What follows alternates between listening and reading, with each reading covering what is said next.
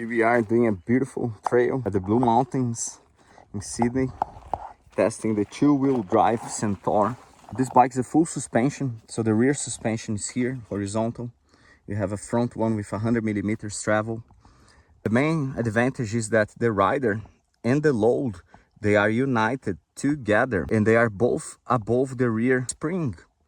So front spring where the handlebars are, rear spring where the rider and the load are.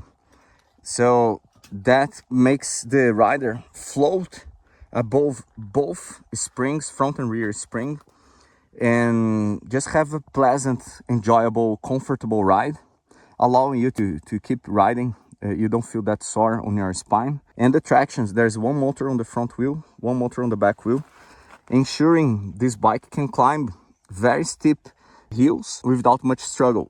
On the pedals, there's a torque sensor. So clearly I could dose how much I wanted to climb just by pressing more or less on the pedals. And so far, I have only used the throttle to boost myself above pedal assist 1. You see there's a 1 there. So I'm riding all the time on pedal assist 1. I used the throttle only once to help me climb that hill. The backpack feels super safe inside of this basket. The basket is strapped to the frame of the bike.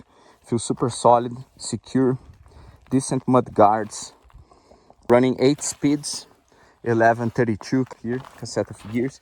So 32 teeth, the biggest one, and 11, the smallest one. And a beautiful view here at the mountains.